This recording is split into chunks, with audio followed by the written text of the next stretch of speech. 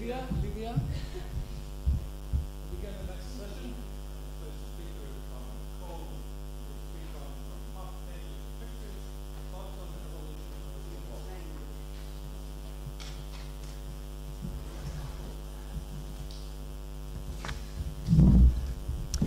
I want to begin by thanking the organizers of this workshop for bringing together in this ideal environment a group of scholars whose interests are so closely interwoven.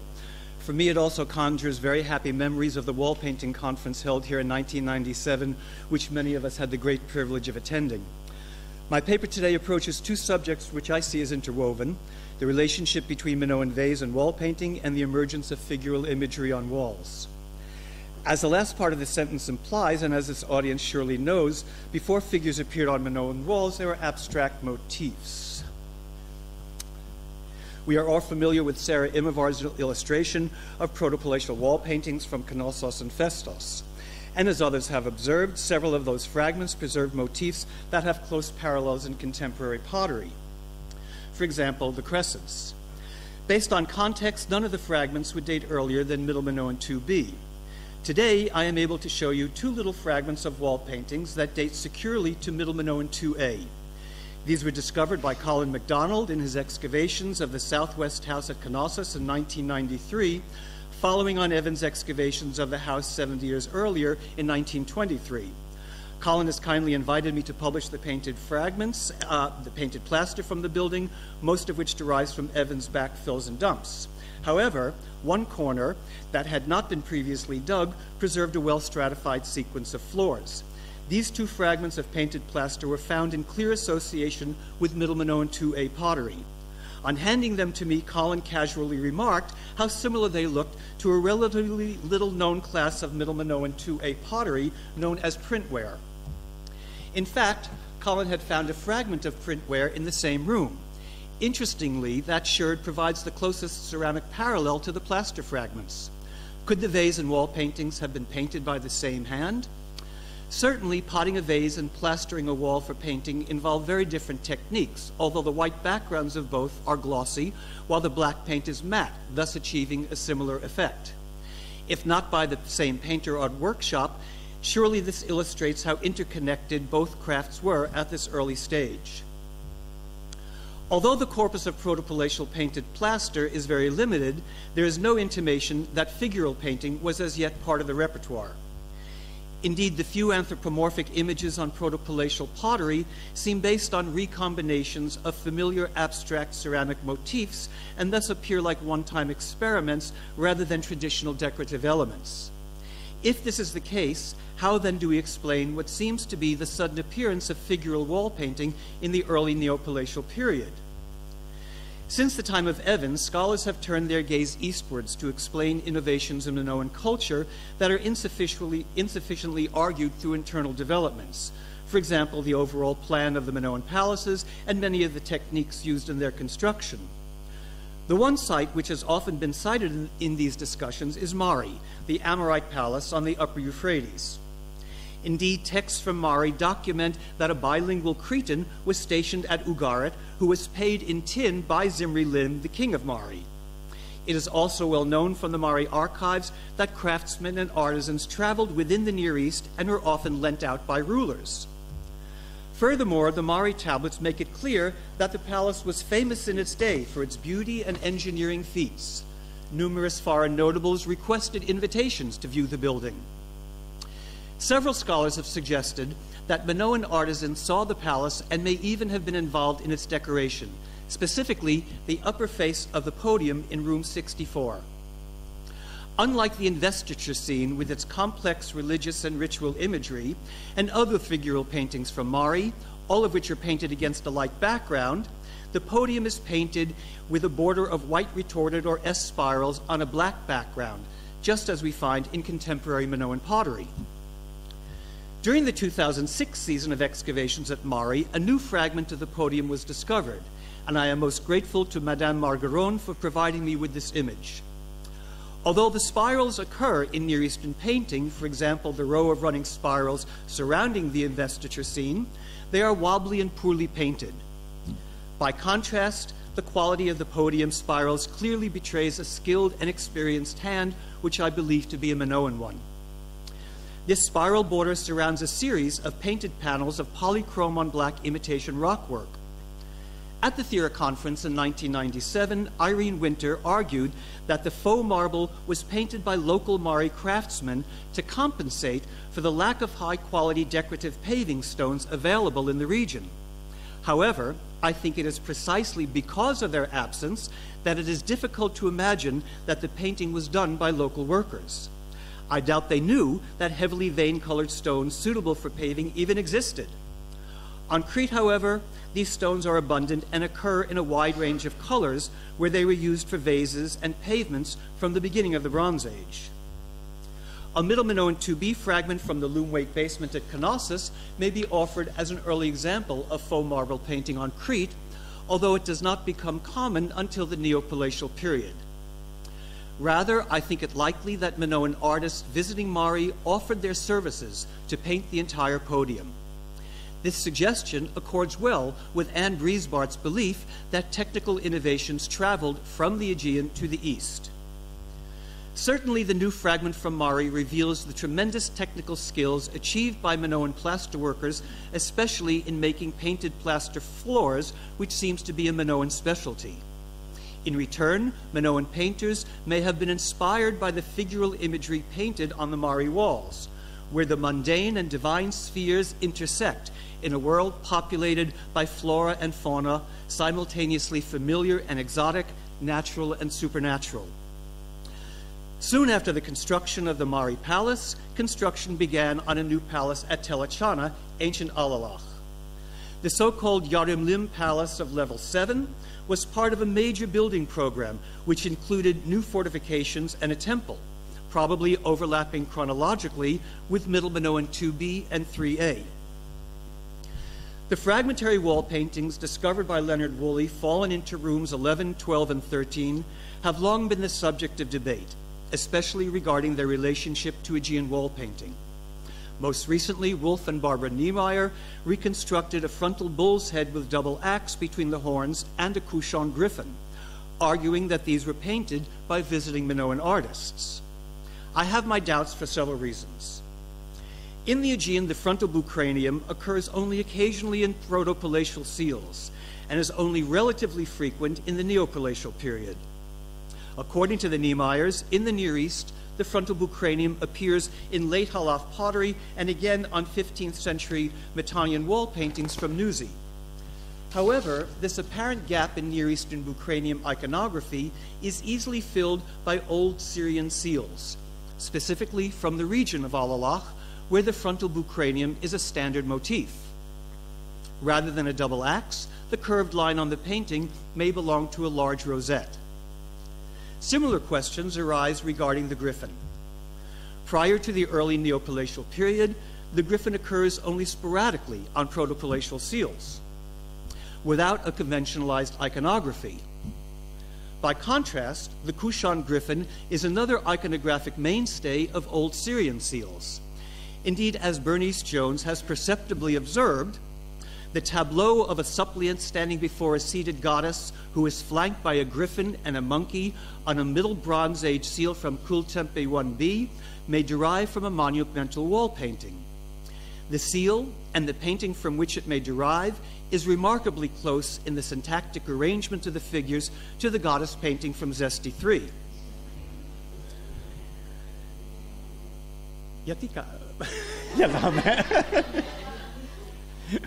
Thus, if the Alalach griffin were the work of a visiting Minoan artist, it would be the earliest one known from wall painting. While this is plausible, what is perhaps just as surprising is the unimpressive quality of the painting. This especially is evident in the summarily painted feathers and especially the wobbly white painted ladder and curved arc patterns on the red zone. The work seems to betray an uncertain and inexperienced hand. Perhaps it represents a new artistic experience, a Minoan painter's first attempt at rendering a large-scale representational figure under the tutelage of Near Eastern painters. By contrast, however, is the style and brushwork of a third fragment from the Alalach Level 7 Palace, the sprays of spiky leaves, which seem to bend naturally in the wind. Painted with light greenish leaves against a flat red background, there is no difficulty in imagining this as the work of a visiting Minoan artist. The imagery and the light on dark color scheme is clearly at home in contemporary Minoan ceramics, and again points to the continued interdependence of pot painters and wall painters. I also think that the swaying leaves on the Alalach painting compare well in spirit to the swaying palm trees on Middle Minoan III vases, which demonstrate the growing interest in naturalism in both wall and vase painting. It appears, however, that shortly after this period, the two crafts begin to diverge, with the introduction of the figure in neopalatial wall painting. I purposely have excluded discussion of the Cyclades, since it seems to follow its own trajectory and is better left in the hands of the many experts here today. I would like to end, however, with a recent discovery from Telachana, which I think bears on questions raised by several papers. During the 2006 season, fragments of fluted plaster were discovered in a stratum equivalent to Woolley's level 7. Aslihan Yaner, the director of excavations, observed that the fragments were painted and joined together using dowels. She suggests that they come from the wings of a large-scale relief plaster sphinxes or griffins that flanked a throne, like the one belonging to Idrimi. Perhaps it was at Levantine sites like Alalach that Minoan craftsmen, specifically the ones who prepared plaster surfaces, were introduced to the idea of modeling three-dimensional figures in plastered relief. Thus, it may be no coincidence that both figural wall painting and large-scale figural plaster reliefs appear simultaneously on Crete at the start of the Neopalatial period. Thank you for your attention.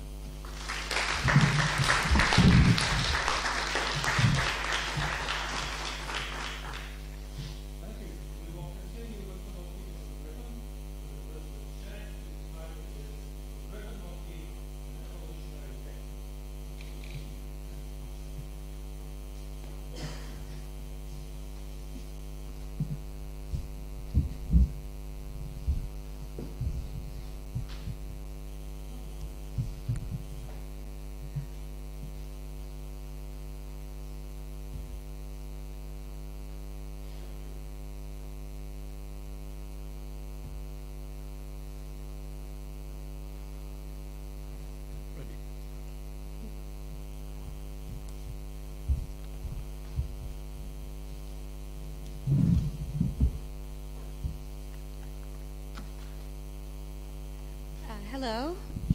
I would like to thank the organizers for inviting me to be a part of this workshop.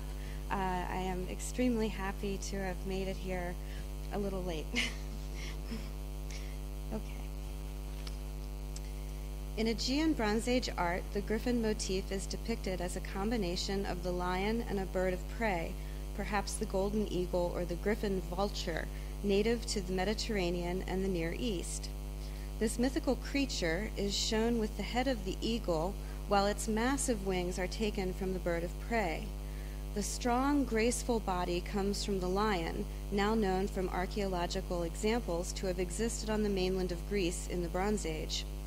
As a motif, the griffin combines the symbolism of the bird of prey and the lion to create a synthesized and otherworldly symbol of power that served the artists and the people of the Aegean Bronze Age for over a millennium. This early griffin from Susa is very leonine, even with a mane of hair, a characteristic that is discarded by later artists. The body of the creature is that of a lion, while the large clawed front feet, the raised wing, and the blunt beak are that of a bird. Many of the attributes of the Aegean griffin are found in the griffin from this 18th century ivory furniture plaque from Anatolia. The spiky crest with two swooping feathers which resemble horns, the large upraised wing with delineated feathers, the curving spiral at the neck, and the slender leonine body that is posed in an almost couchant position. again. The earliest known examples of the griffin motif in the Aegean come from the Kritoulé at Phaistos, dated to Middle Minoan 1 to 2b. In these images, we see a sort of griffin prototype developing on seals, the sealings of which form the Kritoulé. These griffins display the basic tenets of the later motif in that they have wings, crests, and a leonine body, but their overall appearance is not one of a powerful creature. Crests are simplified to leaf-like segments or a curl. The wings are bulbous and almost cartoonish in appearance. Tails are short and front paws are club-like or webbed. On the right ceiling, two ridges run around the animal's neck with a teardrop shape extending down from the uppermost ridge. This appears to be some kind of ornament, perhaps the earliest example to indicate that the griffin can be tamed and leashed by man or woman. Meanwhile, at Akrotiri, during the Middle Cycladic period, the griffin motif is depicted with a lean leonine body with curls running down the neck, a small beak, large upraised wings with feathers, and spiral motifs on the shoulders. An explicit depiction on pottery of the Aegean-style griffin in a rich spiral landscape complete with rosettes and mature palm trees. This is an Ilotic-style landscape. In wall paintings, a small griffin fragment from Knossos, dated to Middle Minoan 3 to Late Minoan 1, shows more of the recognized traits of the Aegean griffin: a plumed crest, downward curving in this case, wings with a triangular pattern, and an animal shown in a couchant position. At Knossos, at the end of the Middle Bronze Age and beginning of the Late Bronze Age, relief fresco depict tethered griffins who flank columns to which they are bound by beaded necklace. This confirms the Aegean iconography of the griffin as a powerful creature that may be tamed and owned, supposedly by the palatial elite. These griffins have curling feathers at their necks and curving upturned wings. Their heads are not preserved, so unfortunately the nature of their crests is unknown. The confronted pose of the griffin is very reminiscent of many examples from the ancient Near East and Egypt. Known as the Petri pendant, this silver piece has recently been described by Scheistel as the work of Aegean artists under the influence of Egypt and the ancient Near East. These mirrored griffins have curling crests shaped like hearts, short curled tails, and straight feathered wings which are not upraised but flank their sides. Their front paws cross quite charmingly, and the whole composition is very similar to a lion pendant from Tel el-Daba, dated to Dynasty 13. The composition of both and the technique of backing the pendant with a sheet of silver or gold is identical to the famous bee pendant from Chrysolikos Malia. The strong sense of stability in the composition, caused by the foreground hind legs extending back while the inside legs move forward, is a characteristic of northern Syrian cylinder seal motifs. The idea of griffins flanking an object comes from the ancient Near East and is evidenced in this LM1 seal from Ayatriata. The Egyptian papyrus motif rounds out the sense of the Nilotic, while the griffins themselves show upraised, feathered wings, circular shoulder and wing decoration, and, importantly, they raise up on their hind legs to gaze upward towards the papyrus stalk's flower. The theme of the master of animals, or hero, is well known in the ancient Near East and is beautifully exhibited on this panel from the Great Lyre from the Royal Cemetery at Ur, dated to around 2700 BC. The central figure, the hero, grasps two human-headed bulls, and in doing so becomes the central motif, flanked by two subservient beings. Later in the Minoan repertoire, this idea of flanking will extend to griffins who flank a person of importance, here a woman. Their pose raises them on their back legs with their heads lifted up to her. In many Minoan and Mycenaean depictions, the artists are careful to portray the attention that the griffin pays to his human consort. It is insinuated that there is a relationship between the griffins and the person or deity depicted. An interesting comparison for the pose of the griffin is found in this ceiling excavated by Malawan at Tel Shigar Bazar in northern Syria, dated to the 2nd millennium BC. The griffins stand up on their rear legs with 4 legs raised to a central figure. The late Cycladic 1a Mistress of the Animals fresco from Zesti 3 at Akrotiri depicts a griffin placed within an iconographically rich context.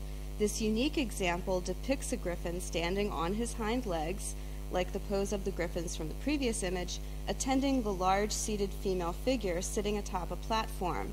With all characters shown in profile, the griffin stands behind the woman or goddess with his front paws placed upon her cushion. Again, we see a tethered griffin, this time with a red leash, clearly associating him with the largest and most important figure in the composition. He tilts his head up to her in a gesture of attention. This griffin is shown with no crest, but his wing is ornately painted with small curving triangles and dots and spirals which occupy his shoulder. In interpreting the role of the griffin in this iconographically rich scene, it is important to acknowledge that he is owned by the female figure and is subservient to her, but probably also a protector, and a powerful mythical one at that. The depiction of the pharaoh as a falcon-headed winged creature with a leonine body dates back to the Old and Middle Kingdom in Egypt. On the pectoral of the princess Mereret, the confronted creatures smite and trample their foes in the guise of the pharaoh himself. By late Cycladic 1a, images of the griffin as an active motif embrace the idea of the griffin as hunter. This is evidenced not only in seals, but also in the miniature landscape fresco from the West House. The winged griffin is anything but tethered. He races through a landscape dedicated entirely to nature, either in pursuit of a wild cat chasing a duck or chasing his smaller prey no longer existent in the wall painting. The griffin is shown in the flying gallop pose with large wings decorated with curving triangles and downward curving spirals that delineate his wing from his body. This creature is quite at home in this Nilotic landscape. The investiture painting at Mari in the palace of Zimri-Lim, dated to 1775 to 1760 BC, depicts griffins who flank the main scene. They have large feathered wings that are upraised, curled tails with central decorations, curls on their heads and feathers on their shoulders. Their forward walking stance is very similar to the silver griffin pendant from Egypt shown earlier. Iconographically, they are part of the crowning of a king and associated with the natural world by the trees that their front paws reach out and touch. This 1930 reconstruction of the throne room fresco from Knossos shows the wingless creature. The attributes of protector to humans or deities and subservience to those humans or deities have become amplified. These griffins are highly decorative, with elaborate whorls on their shoulders, brightly colored feathered crests, and bright reddish-orange fur and cross-hatching on their bodies. In this three-dimensional world of the Cnossian throne room, or perhaps room with a seat of importance, the wall painting is designed to accentuate the physical setting of the stone seat, which two griffins flank, and the doorway to a small anteroom, which they flank as well.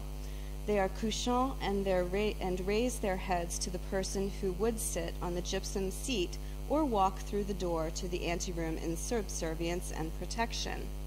They add a great sense of power to this small 6 by 6 meter room, which Evans, Niemeyer, Marinatos, and many others have described as a place in which ritual ceremonies involving a priest or priestess acting as goddess were held. This same heraldic, protective, and subservient attitude is found in the throne room at Tel el-Dava, as described and illustrated by Bitak, Marinatos, and Polyvu. Although fragmentary, the continued work on this fresco will, I hope, show further points of congruity with the Knossos throne room griffins. My own study of the throne room fresco from Knossos for my dissertation revealed through infrared a feathered tip below the double band at the top of the throne room fresco, which I reconstructed as the tip of a griffin's wing. This was originally published in the Emporia volume. This indicates that the griffins on the north wall flanking the throne did indeed have upraised wings, which further identifies them with the Tel el-Dava fresco and shows the Aegean griffin in its role of subservient but powerful protector. All of the hallmarks of the Aegean griffin are here, from feathered crests to wings with curving triangles and dots, and the slender leonine body. In summary, first, the griffin motif is adopted in the Aegean in the Middle Bronze Age from Egypt and the ancient Near East. Second, the Aegean-style griffin is established. This includes large wings with feathers marked with incurving triangles and dots, sometimes called adder marks, crests with curving feathers, spirals that might ornament their necks. Iconographically, the griffin is a powerful mythical creature that can be the pet or attendant of a powerful person or god or goddess. The griffin is the protector of that person or god or goddess, and also is seen as a powerful hunter. It's important to note that these styles and themes are adapted from the ancient Near East and Egypt. Third, the Aegean griffin is diffused. It's depicted in Aegean wall paintings in Egypt and the ancient Near East, and the griffin is again a symbol of royalty and power, but is uniquely Aegean in style and the execution of technique. Thank you.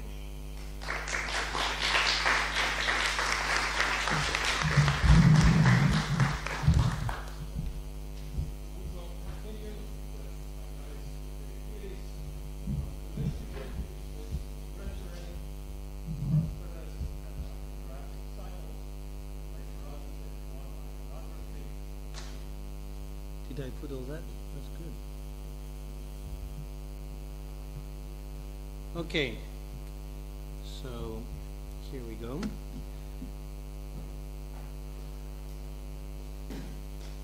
Right, I want to present to you an idea, and because I'm not reading, you can stop me at any point you want and disagree, or ask me to translate into Greek. I will be measuring myself here. Okay, so what I'm thinking here is two different things before I get to the argument. I'm partly dealing with linear B, and Christos, who is also dealing with linear B, will tell you that in linear B there are very specific rules in doing things. There are very specific formulas in writing down the information that you want to write. And so if you have been asked by someone to record something, you are going to be using these formulas. So I'm trying to imagine how this would work for painters in a workshop who have been asked to do something. The other piece of information that I'm thinking about is that what we have learned in school, those of us that have done ancient drama, that when one was writing a play, they were trying to use the myth, the various versions of the myth, and they were using the bits of the myth that were the most convenient for what they wanted to say. So if they wanted to make a specific political comment, they would use the version of the myth that's the most fitting for the occasion. So I'm dedicating this to Paul Reichach because he was the first person to talk about cycles, and I just want to look into iconographic cycles. Because by identifying iconographic cycles, or at least the beginnings of what I think are more prevalent iconographic cycles, we might explain what the dramatist would be doing, the playwright would be doing, and the occasion here would be for the painter and what they would be doing. So I'm taking some things for granted, and I will go through them very quickly. The first thing is that the different media belong to the same iconographical tradition. We all agree on that? Okay? If you don't, we can fight each other out. Here we might have some more reactions, but I'm thinking that Crete is a pretty large island with a lot of centers, and we're not talking about Crete as Knossos, we're talking about Knossos, Aggiatriada, Festos, Zakros, Galatas, Chania, and so on and so forth. And so, permit me in thinking that Akrotiri, not Thera, Akrotiri, is also part of a general tradition. I know a lot of you agree, but I know some of you might disagree. And the third thing that I'm kind of taking for granted is that late Bronze Age art seems to be surprising in many occasions, and that's where a lot of discussion about whether this is fake or not come from.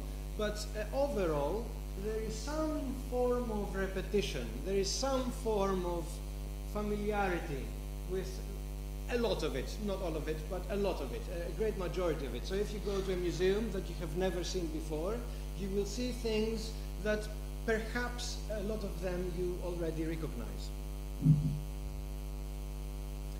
Now, how do we go about analyzing that? And I'll be short in this. There's a much longer version of this, which is not really fitting here. But how do we analyze this?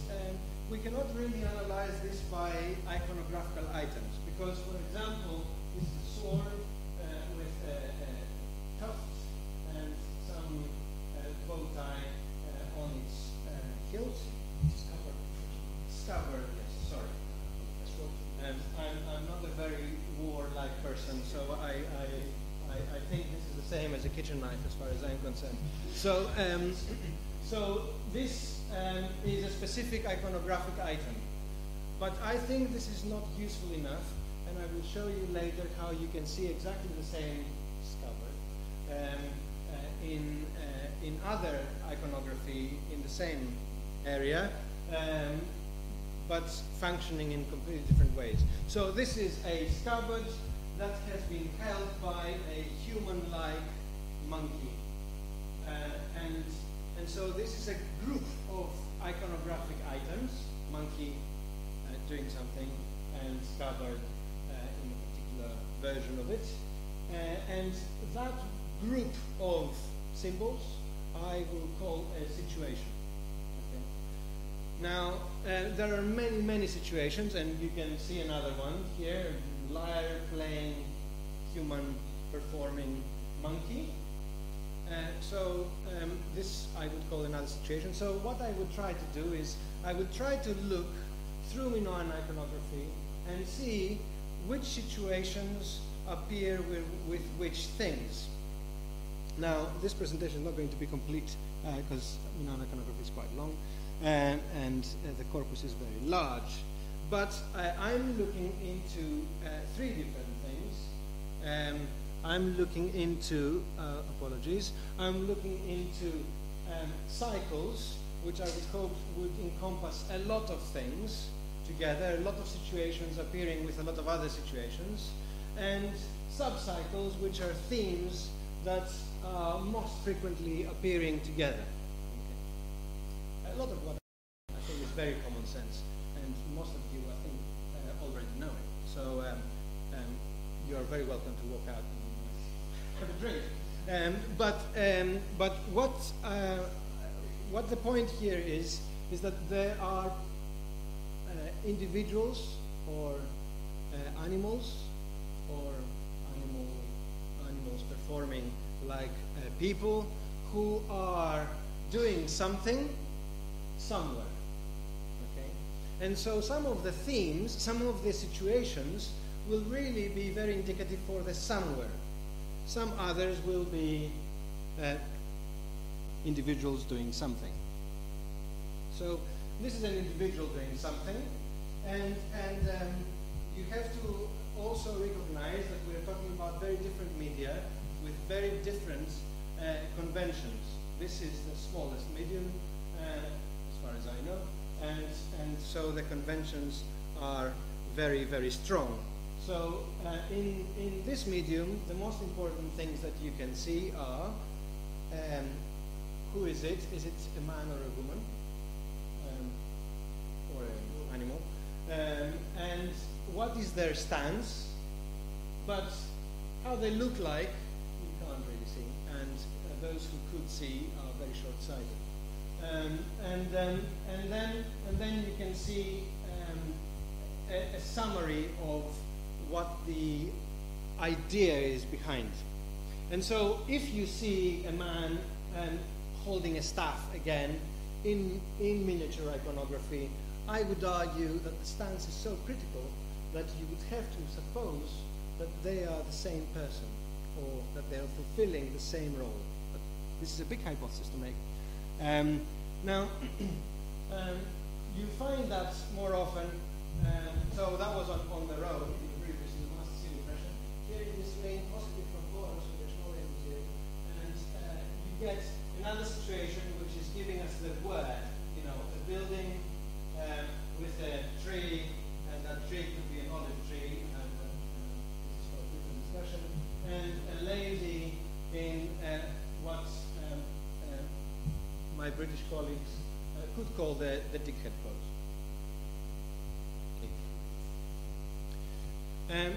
The same man appearing with a guy who's holding a sword or a scabbard, and a scabbard with a tuft, or the sheath of that scabbard with a tuft.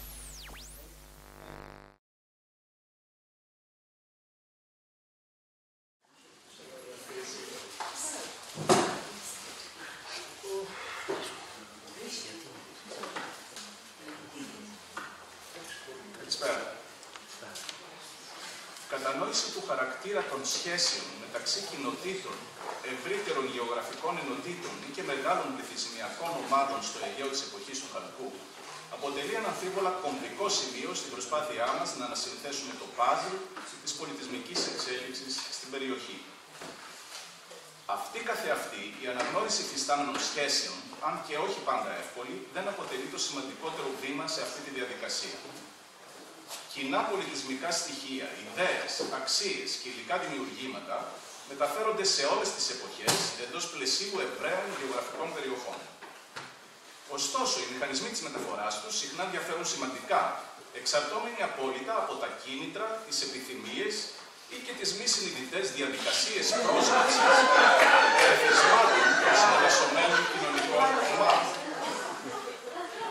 Είναι χαρακτηριστικό ότι ακόμα και σήμερα, την εποχή των υπολογιστών και της υπερπληροφόρησης, ο χαρακτήρας των σχέσεων μεταξύ περιοχών δεν είναι πάντα εύκολο να προσδιοριστεί με ακρίβεια και ακόμα περισσότερο με ομοφωνία. Για παράδειγμα, θα μπορούσε κανείς να διαφωνήσει για το ποιοι υπήρξαν μηχανισμοί εισόδου του αμερικανικού τρόπου ζωής και ιδεολογίας στην Ευρώπη του 20ου αιώνα, αφού η απάντηση στο ερώτημα εξαρτάται απόλυτα από την πολιτική θέση και επομένως την οπτική γωνία από την οποία εξετάζει τα πράγματα ο ενασχολούμενος με το ζήτημα. Συνεπώς, δεν είναι παράξενο που οι αρχαιολόγοι των προϊστορικών πολιτισμών του Αιγαίου συχνά διαφωνούν ως προς το χαρακτήρα των σχέσεων μεταξύ πληθυσμιακών ομάδων, αποδίδοντάς τες σε μηχανισμούς που περιλαμβάνουν από απλές πολιτισμικές επιρροές μέχρι στοχευμένες, συστηματικές και επομένως ως ένα βαθμό βίαιες μεταφυτεύσεις ιδεολογικών ή και υλικών στοιχείων. Αυτό όμως που θα πρέπει να θυμόμαστε είναι ότι το πολιτισμικό υπόβαθρο κάθε ιδιαίτερης κοινότητας παραμένει πάντα ισχυρό, διαθέτοντας τη δυναμική να επιβιώνει των μεταβολών που εξαρτώνται από βραχύχρονες πολιτικο-οικονομικές συγκυρίες. Μάλιστα, είναι χαρακτηριστικό ότι όσο πιο ξαφνική και βία είναι η εισαγωγή των ξένων στοιχείων, τόσο πιο γρήγορη και ολοκληρωτική είναι και η απαλυφή τους αμέσως μόλις οι συνθήκες το επιτρέψουν.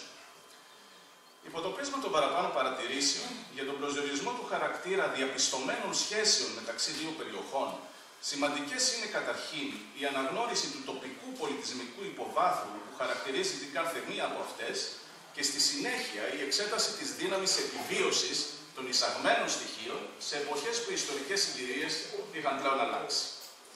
Στη σημερινή μου ανακοίνωση επέλεξα να εξετάσω τις ήδη αναγνωρισμένες αλλού στενές σχέσεις μεταξύ Κνωσού και Ζάκρου, επικεντρώνοντας ακριβώς στα δύο αυτά σημεία, δηλαδή αφενός το πολιτισμικό με έμφαση στην τέχνη υπόβαθρο των δύο περιοχών, ιδίως της δεύτερης που αποτελούσε κατεξοχήν τον αποδέκτη των μεταξύ τους επιδράσεων, και αφετέρου στην επιβίωση των εισαγμένων πολιτισμικών στοιχείων μετά το κλείσιμο του κύκλου των επαφών τους.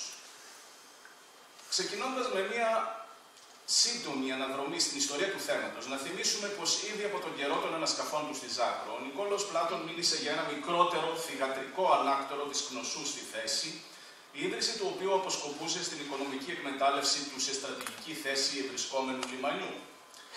Στον αντίποδα, μερίδα επιστημόνων απέδωσε τις ισχυρές πολιτισμικές ομοιότητες μεταξύ των δύο ανακτόρων, Κνωσού και Ζάκρου, στο φαινόμενο της καταλυτικής επίδρασης που ασκούν σε όλες τις εποχές η ιδεολογία και το καλλιτεχνικό ιδίωμα που παράγεται στο κέντρο πάνω στις αντίστοιχες αξίες που διαμορφώνονται με βραδύτερο ρυθμό στην περιφέρεια. Η πρόσφατη μελέτη των ευρημάτων από τη θέση ανέδειξε ωστόσο δύο νέα στοιχεία που γέρνουν την πλάστικα υπέρ της πρώτης άποψης, εκείνης δηλαδή που αποδίδει τις ομοιότητες Κνωσού και Ζάκρου σε πολιτικο-οικονομικούς παράγοντες. Το πρώτο σχετίζεται με τη χρονολόγηση της ίδρυσης του νέου ζακρίτικου ανακτόρου, για την οποία στρωματογραφημένη κεραμική έδειξε πως θα πρέπει να μετατεθεί από την αρχή στο τέλος της ιστερομιλουργικής 1α περίοδου. Η χρονολογική αυτή μετάθεση υποσκάπτει την εικόνα ισοτιμίας μεταξύ των δύο ανακτορικών κέντρων, αφού το νέο ανάκτορο της Κνωσού, με τα δεδομένα αυτά, θα πρέπει να υπήρχε ήδη από 1 έως 2 αιώνες πριν να ιδρυθεί εκείνο τη Ζάκρο. Το δεύτερο στοιχείο προέκυψε από τη σύγκριση των ευρημάτων που αφορούν στην περίοδο λειτουργίας του νέου ζακρίτικου ανακτόρου με εκείνα από παλαιότερες περιόδους κατοίκησης στη θέση. Η σύγκριση αυτή ανέδειξε την απουσία από τις προηγούμενες βαθμίδες αυθεντικών γνωσιακών πολιτισμικών στοιχείων, τα οποία κάνουν δυναμικά την εμφάνισή τους για πρώτη φορά, ιδιαίτερα σε ανακτορικό επίπεδο, στην ιστερομιλουργική 1β περίοδο. Περαιτέρω υποστήριξη της άποψης αυτής προσφέρει η ιδεολογική κατάταξη των σχετικών ευρημάτων από τη Ζάκρο. Τα τελευταία περιλαμβάνουν γραφειοκρατικά τεκμήρια σε μορφή σφραγισμάτων από γνωσιακά δακτυλίδια, κεραμική της ειδικής ανακτορικής παράδοσης που θεωρείται ότι παραγόταν από γνωσιακά εργαστήρια, λίθινα τελετουργικά σκεύη, ανάμεσά τους και κάποια που πιστεύετε πως δημιουργήθηκαν στην Κνωσό, και αρχιτεκτονικές μορφές που αντιγράφουν γνωσιακά πρότυπα. Πιο σημαντική ωστόσο είναι η χρήση από τα δύο κέντρα των ίδιων πολιτικοθρησκευτικών συμβόλων. Αυτή δεν φαίνεται να περιορίζεται στο δανεισμό εκ μέρους της Ζάκρου με μονομένων στοιχείων από την Κνωσό, αλλά επεκτείνεται και στη σχεδόν πιστή επανάληψη της εφαρμογής εικονογραφικών προγραμμάτων με ιδεολογικό περιεχόμενο. Πρόσφατα αναγνωρίστηκε για τη Ζάκρο τοιχογραφική σύνθεση με πιθανό θέμα τη σύλληψη του τάβρου, μια εικονογραφική επιλογή που εκτός Κνωσού, τουλάχιστον στην Κρήτη, απαντάται σπάνια. Η πιθανή αναγνώριση ενός τριμερούς ιερού στη βόρεια πτέρυγα του ζακρίτικου ανακτόρου αποκτά ιδιαίτερη βαρύτητα, αν μάλιστα γίνει δεκτή η πρόταση της Άννα Λουτσιανταγκάτα ότι η ιδέα του τριμερούς ιερού δημιουργήθηκε στην Κνωσό και μεταφέρθηκε αυτούσια σε περιφερειακές θέσεις, προκειμένου να χρησιμεύσει ως σκηνικό για κάποιες ήδη τυποποιημένες τελετουργίες. Με βάση τα παραπάνω, είναι λογικό να υποτεθεί ότι η καλλιτεχνική δημιουργία στην ιστερομιλουργική 1β Ζάκρο καθορίστηκε εν πολλοίς από μια προπαγανδιστικού χαρακτήρα προσπάθεια της ηγεμονικής τάξης να επιβάλλει ιδέες και αξίες, οι οποίες εκπροσωπούσαν τη νέα, μη τοπικής προέλευσης τάξη πραγμάτων. Στο πλαίσιο αυτό γίνεται ευκολότερα κατανοητή η πληθωρική χρήση και εκ μέρους των ντόπιων καλλιτεχνών στοιχείων αντλημένων από την γνωσιακή εικονογραφία. Γενικά μιλώντας, η υψηλή στάθμης καλλιτεχνική παραγωγή στη Ζάκρο της ιστερομιλουργικής 1β αποπνέει ένα αυστηρό πνεύμα εμποτισμένο με πολιτικοθρησκευτικούς συμβολισμούς, κάτι που στον τομέα της τοιχογραφίας αλλά και άλλων εικονιστικών τεχνών έχει παρατηρηθεί και για την ίδια την Κνωσό.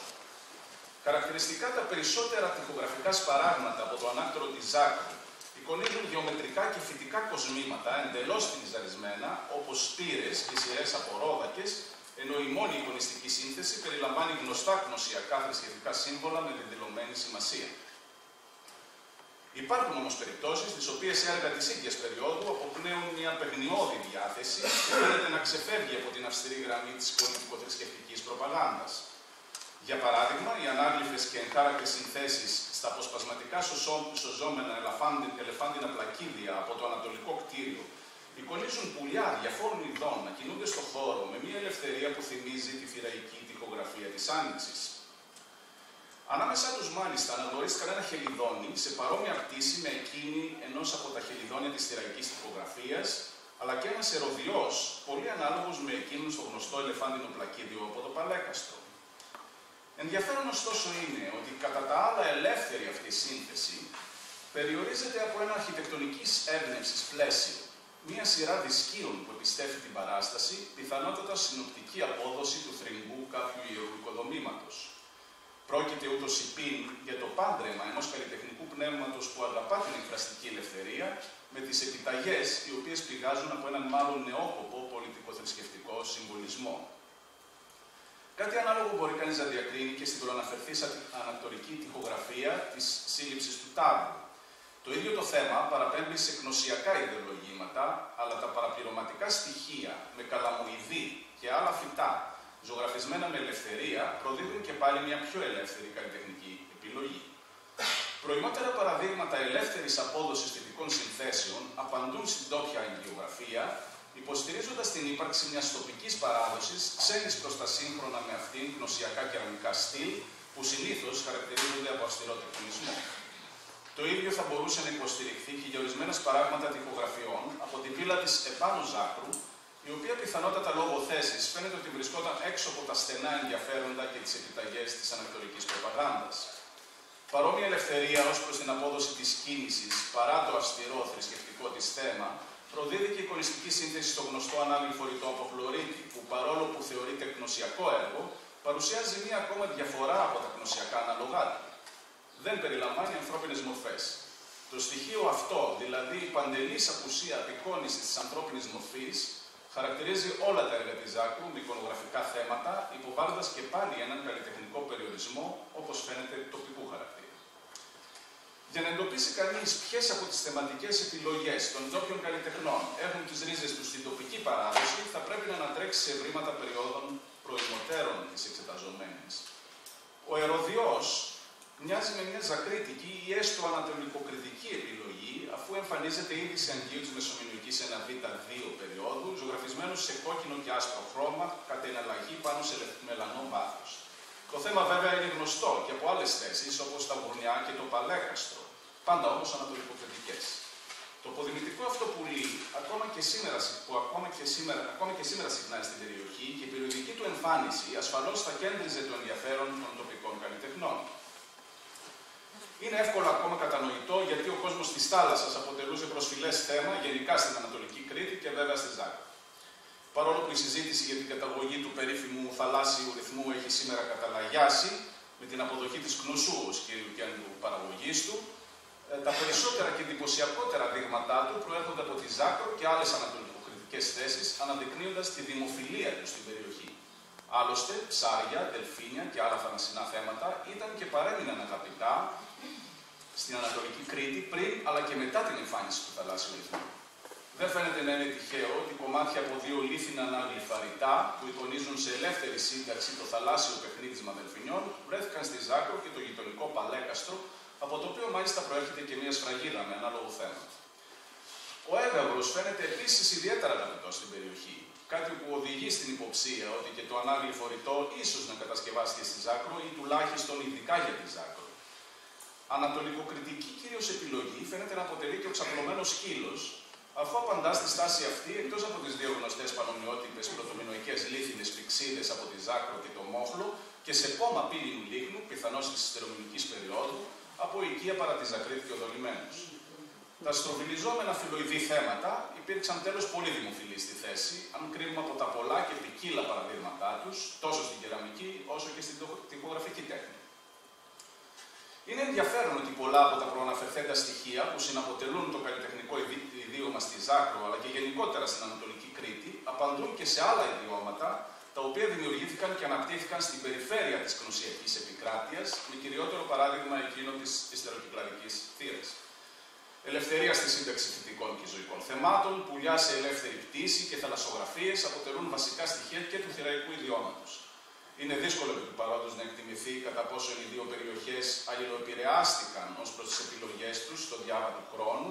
Είναι όμως βέβαιο πως και οι δύο διέθεταν ως υπόβαθρο παμπάλες παραδόσεις που αναπτύχθηκαν αυτόνομα αλλά παράλληλα υπό την πρόσληψη παρόμοιων ερεθισμάτων κατά το πλείστον προερχομένων από ένα πολύ ανάλογο φυσικό περιβάλλον.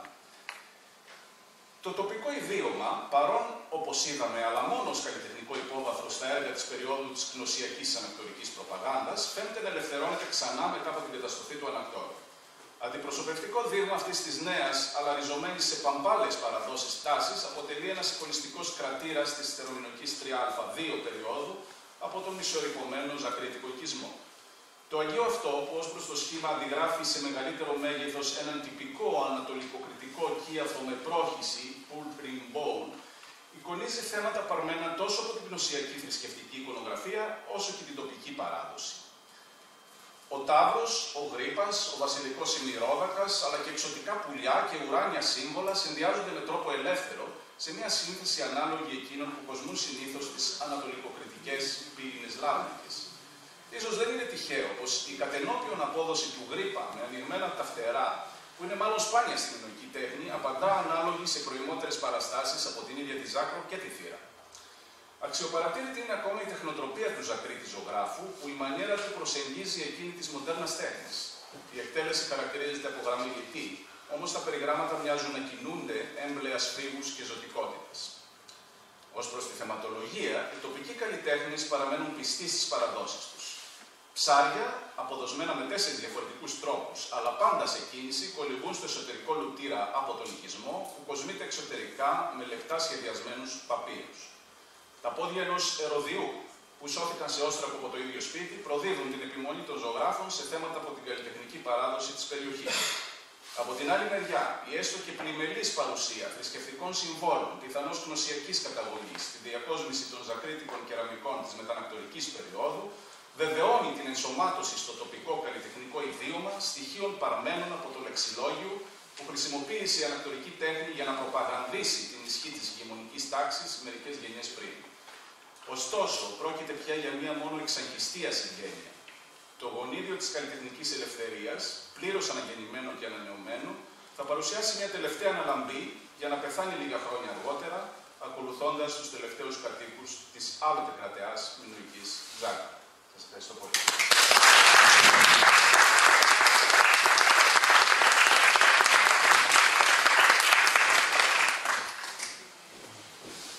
Next, we go to Christos Bodies from the golden hour of Aegean narrativity, convergence and divergence in the world of wall painting and symmetries.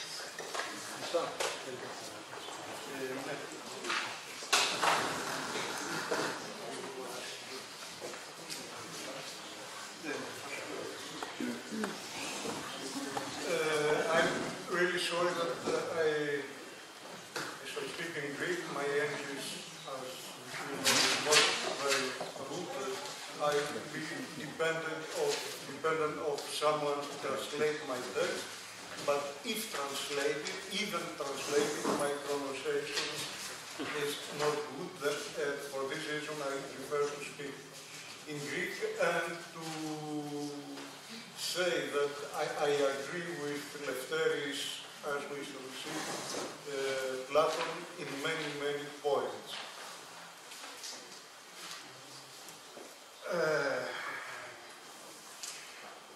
Ό,τι θεωρείται πως δίνει απαραγνώριστα το μέτρο, την κορύφωση και την ιδιότυπη ταυτότητα της μινωικής τέχνης, αυτό μας έρχεται πρώτιστα από την νεοανακτορική εποχή.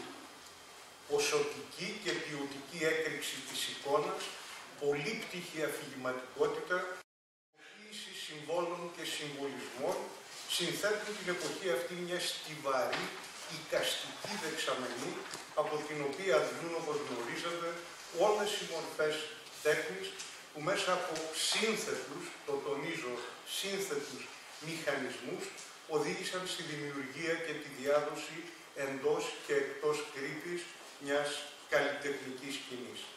Το φαινόμενο όμως αυτό δεν υπήρξε ξαφνικό, εμφυτευμένο τεχνητά στην κοσμοθέαση των μινοητών, αλλά είναι, όπως είδαμε πολλές φορές και χθες και σήμερα, αλλά το φαινόμενο αυτό είναι απόρρια μιας μακράς παράδοσης σύμφωνα με τους νόμους του εσωτερικού εξελικτισμού σε συνδυασμό με τις σκοπιμότητες για έκφραση της κρατούσας ανακτορικής ιδεολογίας κατά την νεοανακτορική ειδικότερα εποχή. Καθοριστικά από την άποψη αυτή στάθηκαν οι αναζητήσεις και οι εικαστικοί προσανατολισμοί της παλαιοανακτορικής εποχής, κυρίως της μεσομινοϊκής δύο περίοδου, σε δύο κυρίως κατηγορίες τέχνης, τη σφραγιδογλυφία και την κεραμική, με κορυφαία έκφανση τον καμαραϊκό ρυθμό. Με την πρώτη, με τη σφραγιδογλυφία δηλαδή, αρχίζει να αρθρώνεται με σαφήνεια πλέον ένα εικονογραφικό λεξιλόγιο, στο οποίο συγκλίνουν ντόπια κριτικά θέματα και επίσακτα συμβολικά από τον κόσμο της Ανατολής και της Αιγύπτου, οι δαίμονες τύπου τα βερέ, τα ούτ, οι σφίγγες, οι γρίπες κάνουν για πρώτη φορά την εμφάνισή τους στα μεσομινοϊκά δύο σφραγίσματα της Φεστού. Με τον καμαραϊκό ρυθμό από την άλλη έχουμε ουσιαστικά την πρώτη σημαντική έκφραση ζωγραφικής πολυχρωμίας, αν εξαιρέσει κανείς τα λίγα ανικονικά τοιχογραφικά σπαράγματα από το ανάκτορο της Φεστού και της Κνωσού.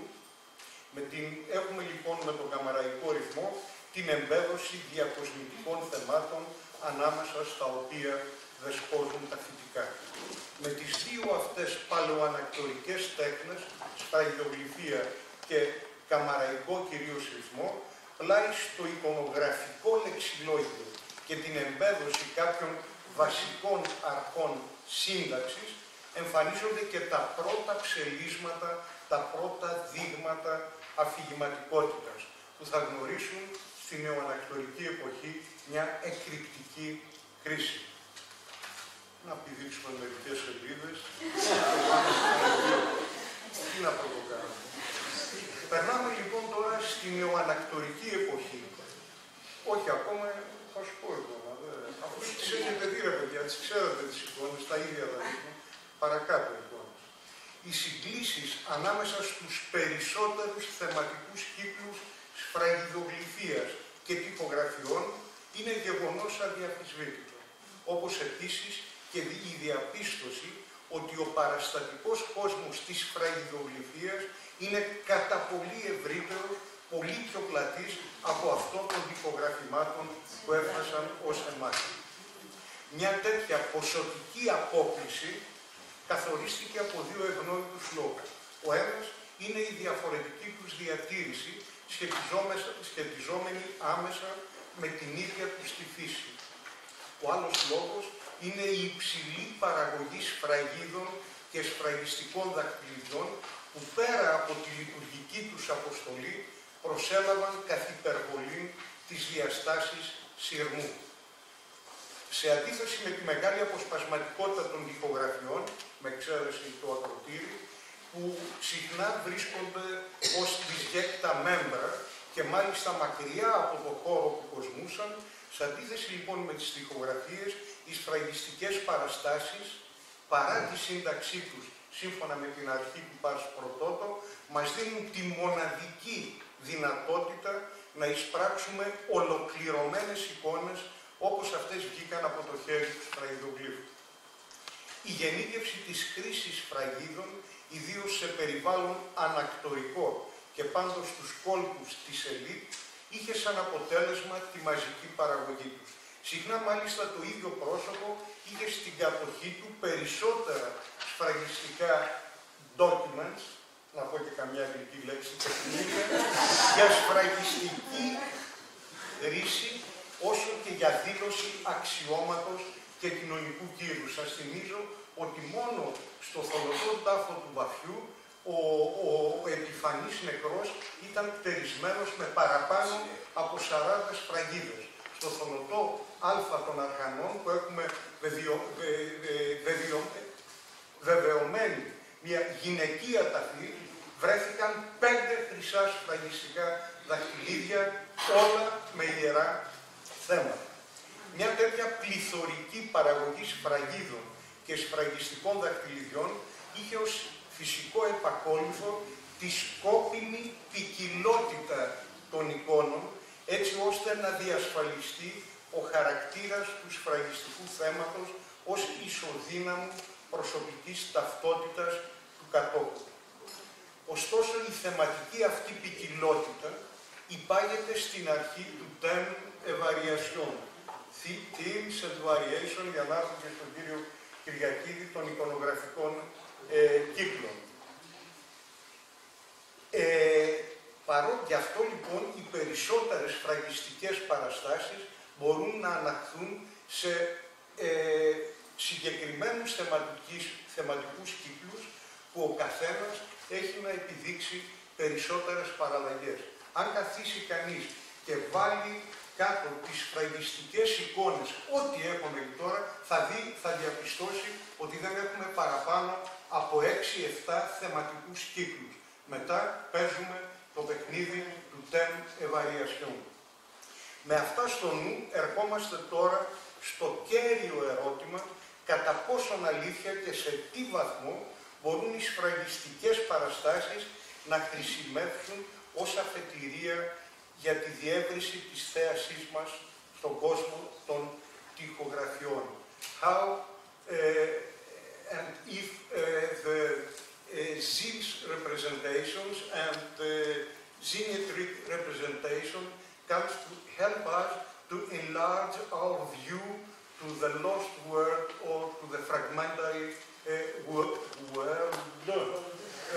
of frescoes.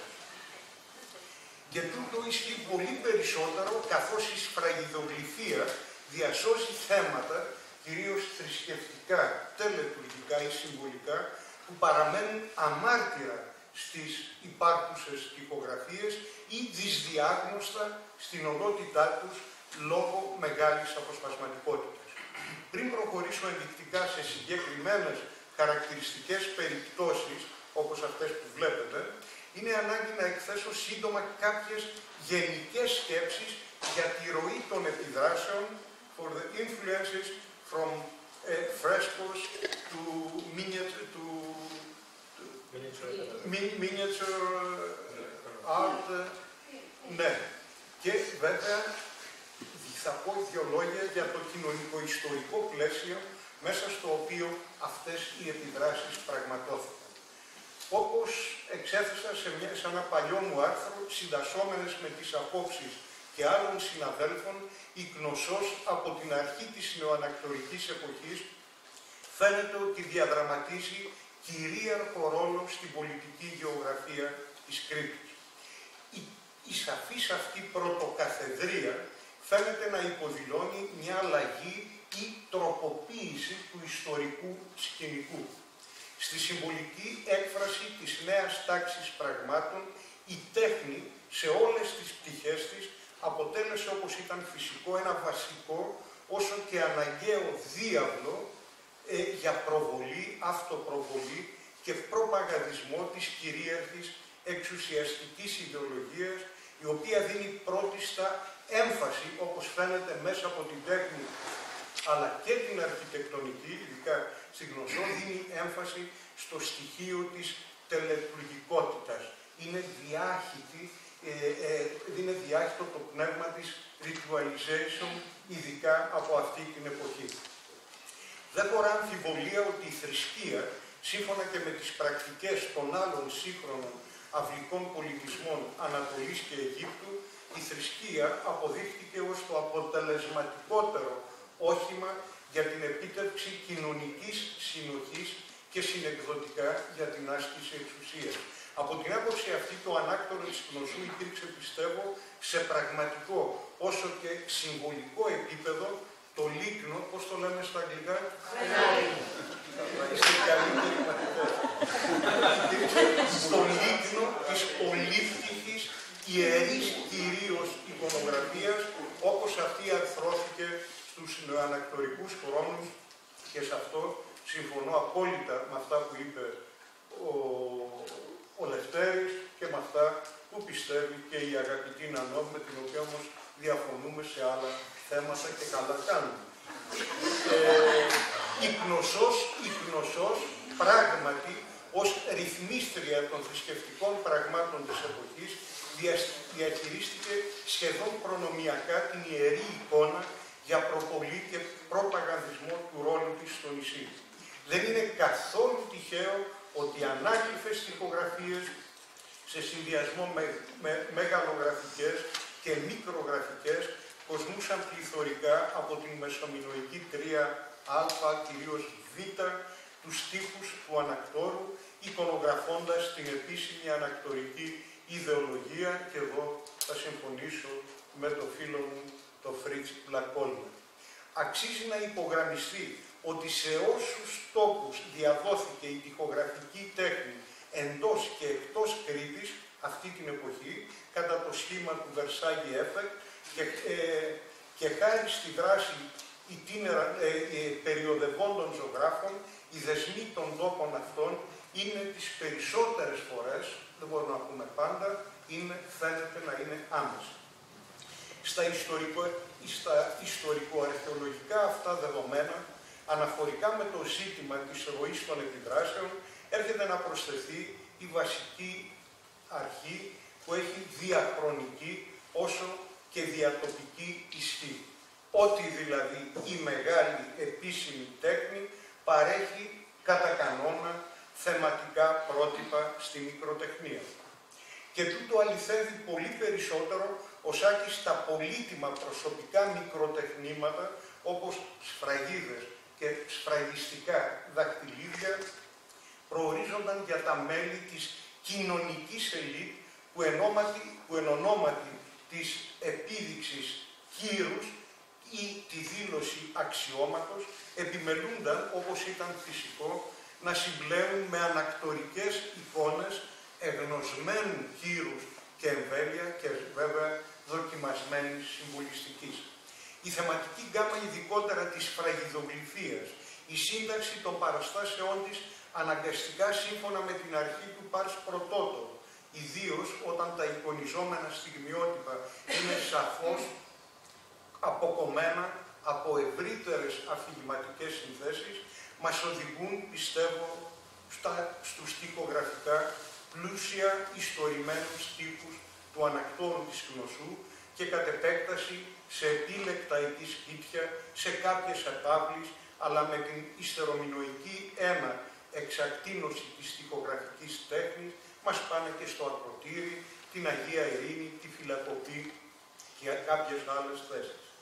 Η συσχέτιση αυτή ανάμεσα σε τοιχογραφίες και σε μικροτεχνία και κυρίως σφραγίδες και σφραγιστικά δακτυλίδια, η σχέση αυτή γίνεται ακόμη στενότερη αν δεχθούμε ότι πολλοί από τις καλλιτέχνες των πολύτιμων μικροτεχνημάτων δρούσαν σε ανακτορικά εργαστήρια, έχοντας έτσι άνετη πρόσβαση στα αφηγηματικά και συμβολικά τοιχογραφήματα του ανακτόρου, από τα οποία φαίνεται, όπως θα δούμε κιόλας, ότι αντλούσαν σε ένα πρώτο τουλάχιστον στάδιο έμπνευση και ιδέες.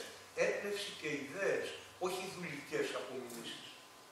Το γεγονός ότι οι ομοιότητες ανάμεσα σε σφραγιστικές και τοιχογραφικές παραστάσεις, εκτός από τη θεματική και την εικονογραφία, απλώνονται συχνά και στο στυλ, το υπογραμμίζω, κάνει, πιστεύω, ακόμη πιο εύλογη τη ροή των επιδράσεων από τη μεγάλη τέχνη στη μικρή. Ο Σάκης, μάλιστα, η σφραγιστική παράσταση εδράζεται, πατάει, όπως θα δούμε, σε αρχιτεκτονική βάση ορθοστάτη ή σε οριοθετική ταινία κοσμημένη με σπήρες, η επίδραση των τοιχογραφιών γίνεται αμεσότερη.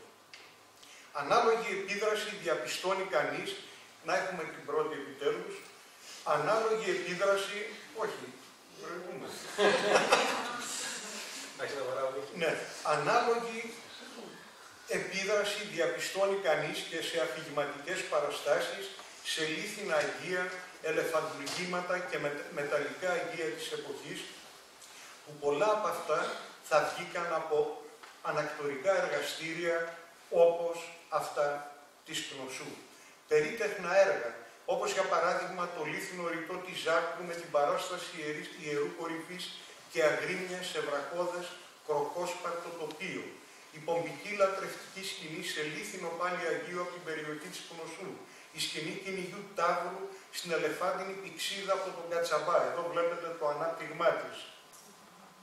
Η ελεφαντοστέινη πηξίδα από το Μόχλο.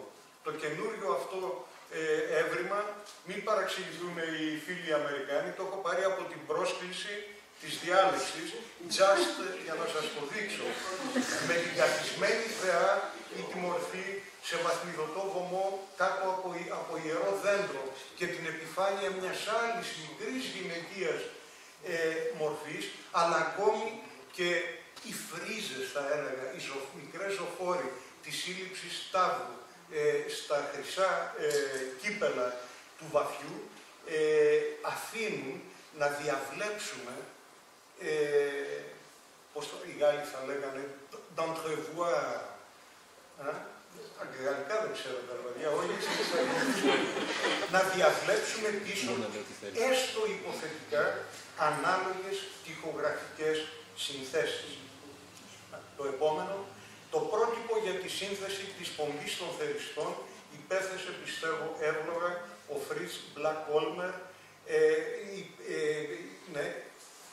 μάλλον πίστεψε ότι πίσω από αυτό μπορεί να υπήρχε σήμερα παράσταση στις γνωσιακές ανάγλυφες τοιχογραφίες.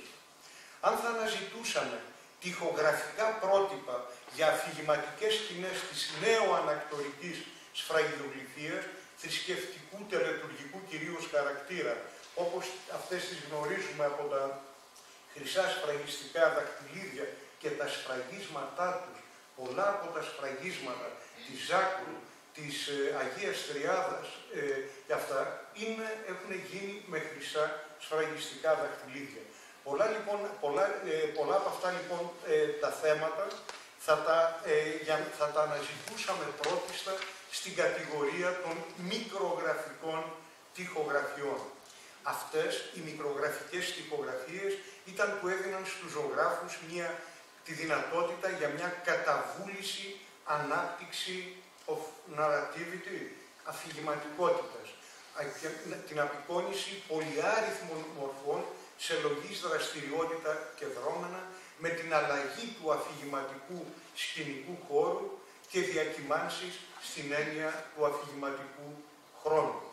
Σε ένα δεύτερο στάδιο θα στρεφόμασταν σε τοιχογραφίες μεγάλης κλίμακας που από τη φύση τους αυτές εστιάζουν συνήθως σε ένα αφηγηματικό στιγμιότυπο μεγεθυμένο. Από την άλλη, εμβληματικές συνθέσεις όπως σφίγγες, γρίπες κτλ. Θα μπορούσαμε να τις αναζητούσαμε στο διάκοσμο επίσημων κτισμάτων και κυρίως ανακτόρων. Παρά την αποσπασματικότητά του, την επόμενη, το τοιχογραφικό υλικό της Κνωσού μας δίνει επί του προκειμένου σαφές ενδείξεις, πληροφορίες και για τις δύο κατηγορίες τοιχογραφημάτων συμπεριλαμβανομένων και των ανάγλυφων. Περισσότερο διαφωτιστική είναι ωστόσο η περίπτωση του Ακροτηρίου λόγω καλής διατήρησης των εκεί τοιχογραφημάτων. Είναι ενδιαφέρον λόγου χάρη ότι τα περισσότερα από τα θέματα που έχουμε στην μικρογραφική, να δούμε το επόμενο, που έχουμε στη μικρογραφική ζωφόρο του Ακροτηριού θα μπορούσαν κάλλιστα να ήταν απομονωμένα θέματα σφραγιστικά. Τώρα εδώ ενδεικτικά σας δείχνω. Το ίδιο ισχύει, πιστεύω, στο Ακροτήρι και για κάποια μεγάλα θέματα απομονωμένα, όπως αυτό που θα μας δείξει η Ειρήνη Παπαγεωργίου με τη σύλληψη εγάγρου, το οποίο πραγματικά θα μπορούσε να ήταν το θέμα μιας σφραγίδας της εποχής, ειδικά αυτά των flattened cylinder με ορθογώνια επιφάνεια. Να δούμε, ακόμα και η Θεά με τον Γρίπα, το είδαμε, και το Βύθκο θα μπορούσε πραγματικά απομονωμένη να ήταν θέμα σφραγιστικό, όπως έχουμε και αντίστοιχα θέματα της Θεάς με τον Βύθκο. Την επόμενη. Την επίδραση της τοιχογραφικής τέχνης στην μικροτεχνία, κυρίως στη σφραγιογλυφία, αλλά και στην κεραμική, υποστήριξε ο Evans με διάφορες αφορμές, όπως γνωρίζετε, σε ολόκληρο το Palace of Minos. Μάλιστα ήταν τέτοια η πεποίθησή του ότι οι τοιχογραφίες επέτρεψαν καθοριστικά στη θεματική της σφραγιογλυφίας, ώστε προχώρησε σε αυτή τη γνωστή μεταγραφή της παράστασης του δαχτυλιδιού του Νέστορα σε μικρογραφική τοιχογραφία. Μια τέτοια άμεση μεταγραφή είναι αλήθεια ότι μοιάζει υπερβολική και ρηξικέλευτη. Ωστόσο, αυτό που κρατάμε εμείς είναι ότι εικονογραφεί παραδειγματικά το ρόλο που θα έπαιξαν οι τοιχογραφίες, κυρίως οι μικρογραφικές, στη διαμόρφωση του σφραγιστικού ρεπερτορίου. Θα πρέπει όμως να ομολογήσω εδώ ότι όσο εμβαθύνω στις δύο αυτές τέχνες, με την εμπειρία τόσο ετών, στις τοιχογραφίες και στη σφραγιδογλυφία, τόσο περισσότερο τείνω να πιστέψω ότι οι σχέσεις τους είναι πολύ βαθύτερες, ειδικά στην εικονογραφία και τη θεματική, από ό,τι υποπτευόμαστε.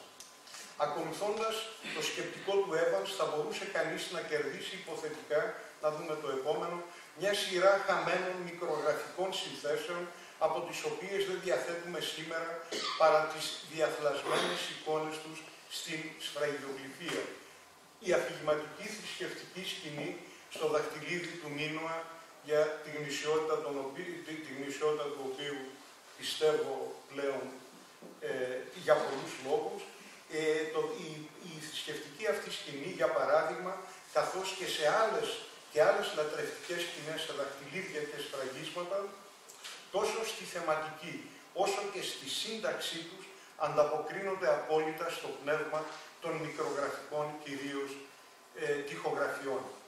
Από τη σύνθετη, θα σας δείξω 3 παραδείγματα μόνο, από τη σύνθετη ομολογουμένως προβληματική, να δούμε το επόμενο, επέλεξα να σταθώ εδώ ενδεικτικά σε ορισμένες περιπτώσεις επίδρασης της μεγάλης τέχνης στη μικρή, επιχειρώντας μάλιστα και τη μεταγραφή κάποιων σφραγιστικών παραστάσεων σε τοιχογραφίες, για να δοκιμάσω αν αυτές πράγματι αντέχουν σε ένα τέτοιο ζωγραφικό εγχείρημα, σε μια τέτοια μεταγραφή, και αν μας πείθουν έστω ως υποθετικά τοιχογραφήματα.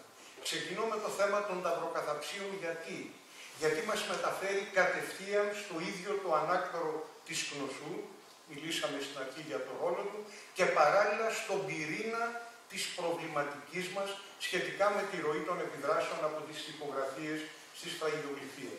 Η παρουσία ταυροκαθαψίων, όπως γνωρίζετε, στον επιτύχιο διάκοσμο του ανακτόρου, με πολλαπλές συνθέσεις μικρής κυρίως κλίμακας, που ο Κάμερον της απέδωσε στο λεγόμενο Toreador School. Η παρουσία λοιπόν των ταυροκαθαψίων θεωρείται κατά γενική ομολογία ως εμβληματική του ίδιου του ανακτόρου. Βλέπετε αριστερά, ναι. Κατ' επέκταση, τα υστερομινοϊκά σφραγίσματα δαχτυλιδιών από την έπαυλη του σκλαβοκάμου ή από το υστεροκυκλαδικό ένα Ακροτήρι, καθώς και κάποια χρυσά δαχτυλίδια της ίδιας εποχής με το ίδιο θέμα, θεωρήθηκαν εύλογα ως δηλωτικά γνώσεων αξιωματούχων που με τον ένα ή τον άλλο τρόπο εμπλέκονταν στο γραφειοκρατικό οικονομικό μηχανισμό του ανακτόρου. Το επόμενο. Στην τοιχογραφική του διάδοση στην Μικηναϊκή Ελλάδα, Μικήνες, Τύρινθα, ενδεχομένως και Πύλος, και στην Τέλελτάβα, συσχετίστηκε το θέμα των ταυροκαθαψίων με τη δράση πλανόδιων ζωγράφων που μαθήτευσαν σε γνωσιακά ζωγραφικά εργαστήρια ή στέλνονταν σε ανακτορική αποστολή σε άλλες αυλές, βασιλικές αυλές της εποχής. Η σχετική ζωγραφική προημότητα του θέματος έναντι της εμφάνισής του στη σφραγιδογλυφία κάνουν απόλυτα εύλογη την αποδοχή ότι οι τοιχογραφικές διατυπώσεις των ταύροκαθαψίων στάθηκαν το πρότυπο για τις φραγιστικές εκδοχές που έδιναν στους παραγγελιοδότες τη δυνατότητα δήλωσης της ανακτορικής και ειδικότερα της γνωσιακής τους ταυτότητας. Τα ποικίλα ταυροκαθαπτικά στιγμιότυπα, όπως μας παραδίδονται στις φραγιστικές παραστάσεις, αντιστοιχίζονται πράγματι σε μεγάλο βαθμό με τις τοιχογραφικές εκδοχές του θέματος. Η προσθήκη μάλιστα ταινίας, να δούμε λίγο το προηγούμενο, με τρέχουσα σπήρα, πάνω στην οποία... όχι, το προηγούμενο. Όχι, δεν το έχω απεικονίσει, δεν πειράζει. Σε ένα από τα σφραγίσματα του σκλαβοκάβου,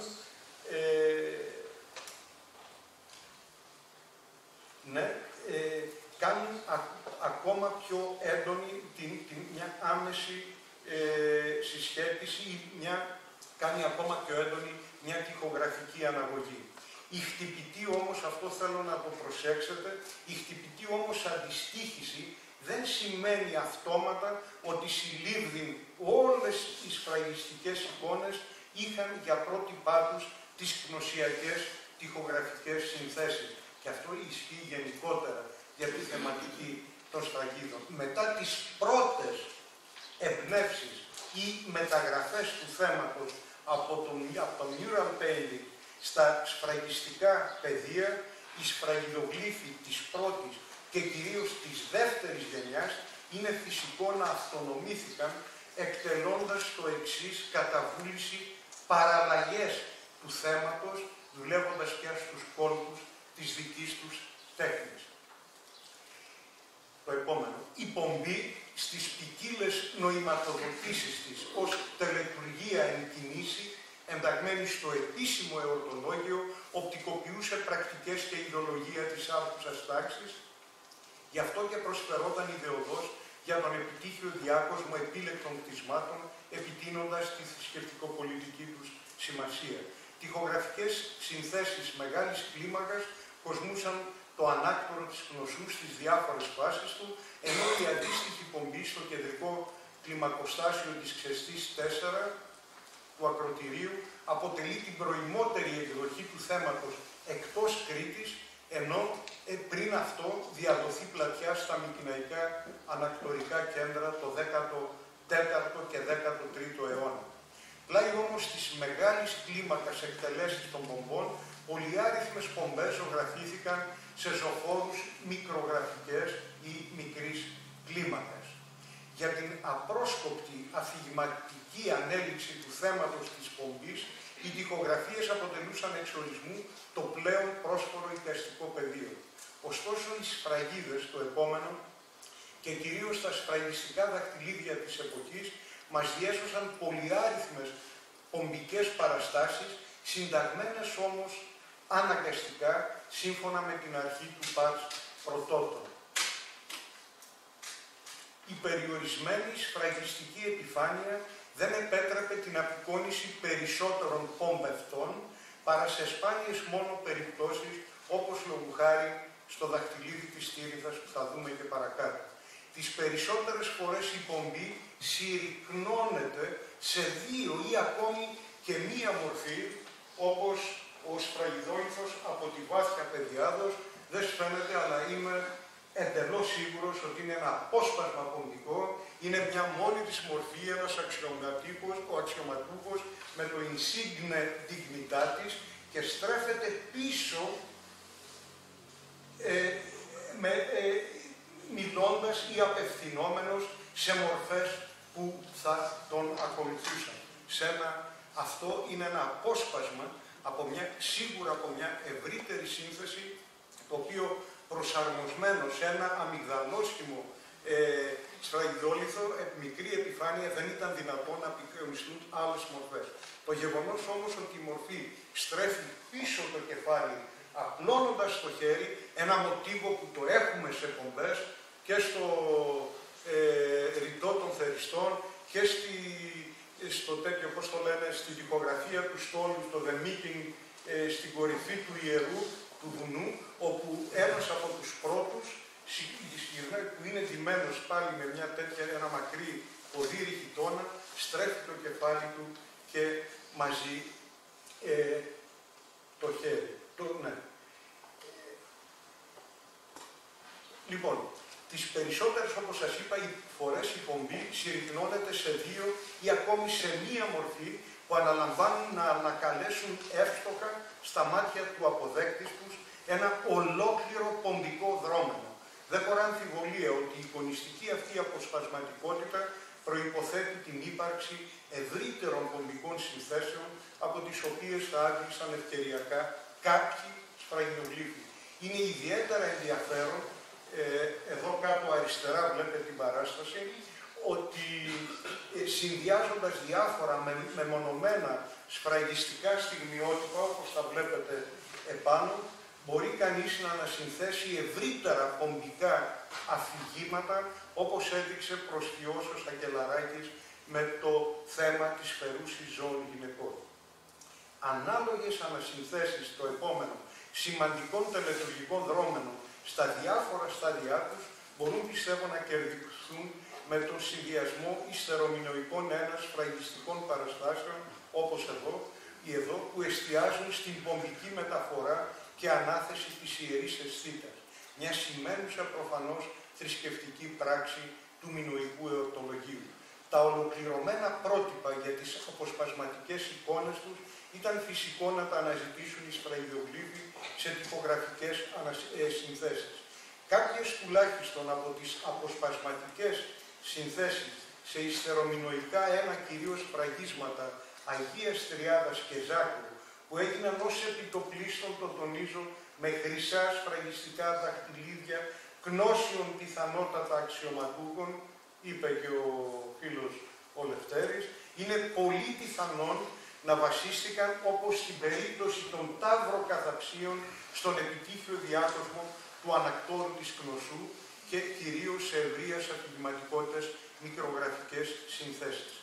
Με το επόμενο, με ανάλογο σκεπτικό, και να έρθουμε σε αυτά που έλεγε και ο Βαγγελάκης, που το ξέρω από μαθητή γυμνασίου, με ανάλογο σκεπτικό είναι εύλογο να διαβλέψουμε την αλλοτινή ύπαρξη μικρογραφικών τυπογραφιών πίσω από τον ευρύ σφραγιστικό κύκλο των δρόμενων που διαδραματίζονται σε υπαίθρια ιερά, με ιερό δέντρο, εκστατικά στιγμιότυπα και επιφάνεια θεότητας. Εδώ σας δείχνω μερικά μόνο από τα πολλά παραδείγματα αυτού του θεματικού κύκλου.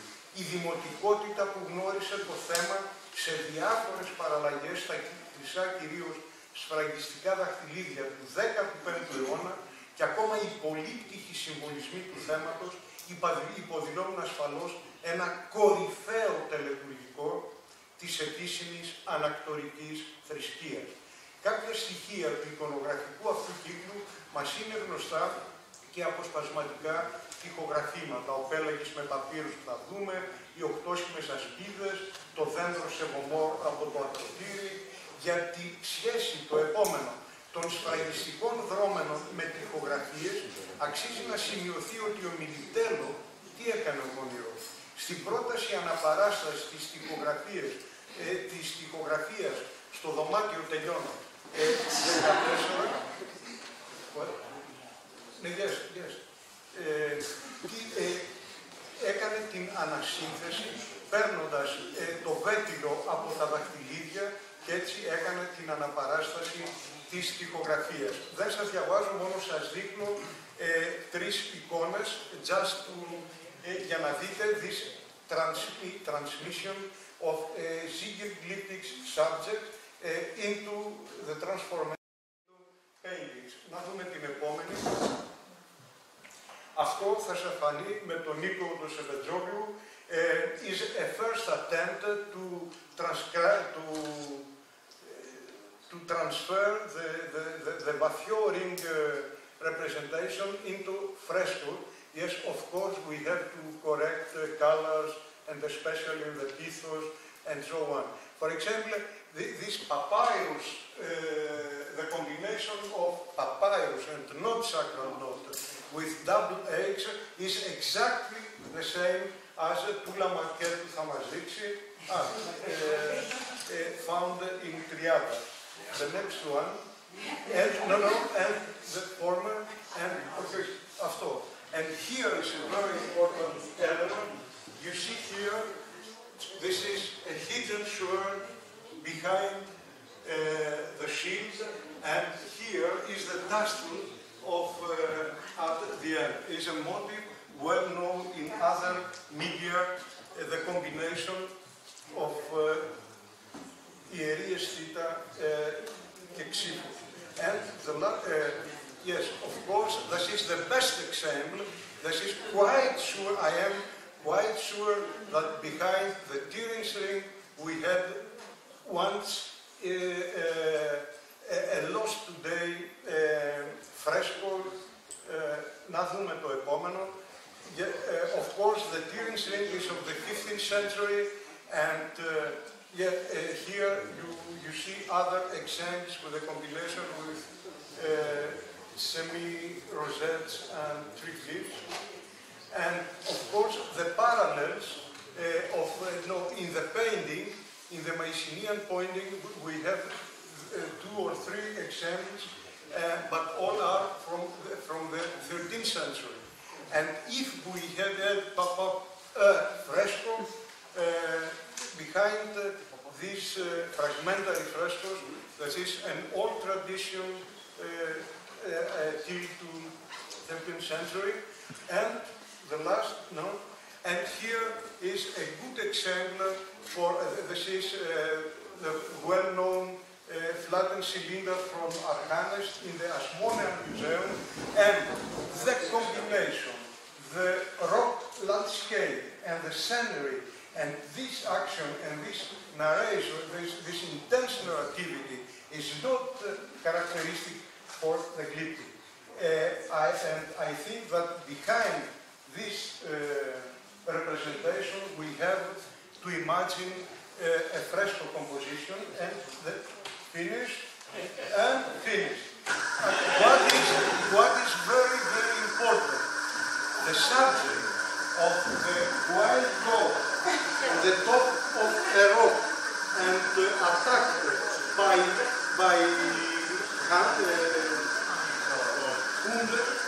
dog is already in the Mycenaean to Christos Zilin, is the best narrative representation of the old palace period, the Middle Earth.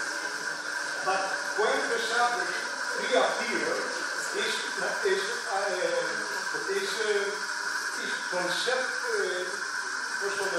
is conceived and rendered in a mural painting principle. And I think this is the beginning of the subject.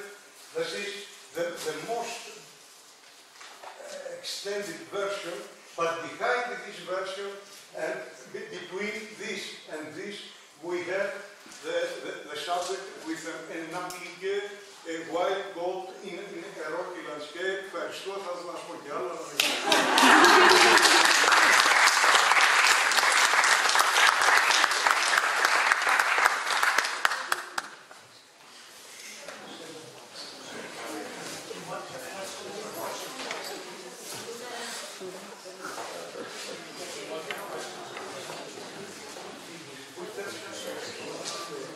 We have time for a few questions or comments on any of the papers before we take a short break in preparation for beginning again at 5:30. So are there any questions? Yes. Yes. If I could draw attention back to griffins again, briefly. It's really fascinating to see the various different cultural components that become the Aegean griffin, and again, the reimportation of that griffin back into the areas from which it potentially came. But my question is one of cultural misunderstandings or reinterpretations, or when is a griffin not a griffin? So, Elizabeth, I could turn to you for just a moment. You showed a picture of a pectoral that has two flanking lion bodies with bird heads, which has been argued to be perhaps influenced from the Aegean. It has wings that are folded flat against the body. The problem with that, I would argue, is that it's not actually a griffin by Egyptian understandings. Henry Fisher, who did an article surveying Egyptian griffins, classed it as such. But it has a corresponding pendant with two lion bodies, folded wings, and human heads. Which is to say, from the Egyptian perspective, it's a sphinx. So that is, for the Egyptians, a completely different category, and one never actually associated with the griffin. And when the Aegean griffin comes back into Egypt, it takes on a new life of its own, all new iconography history that bears no relation to what had been in Egypt early on.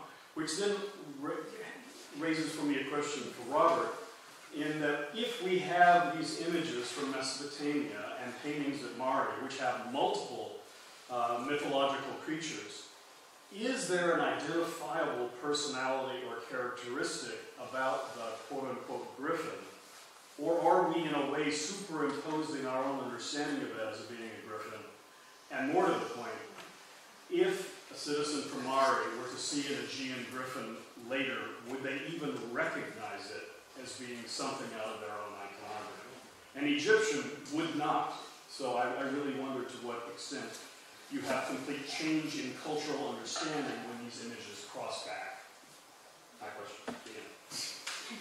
I'm not sure about somebody from Mari, but somebody from North Syria would, without question, recognize an Aegean griffin as a griffin. What would they call it? I don't know. I don't speak Amorite, but they certainly would. But they would certainly know it as the same creature, because iconographically there's virtually no difference. But again, I'm talking North Syrian and Aegean. I would leave Mari a little bit out of that equation, but it is virtually no difference because it's the Amorite griffin that the Aegeans, I think, are copying.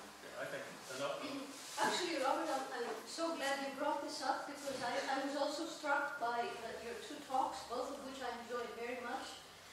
And what I would add on the subject, or I would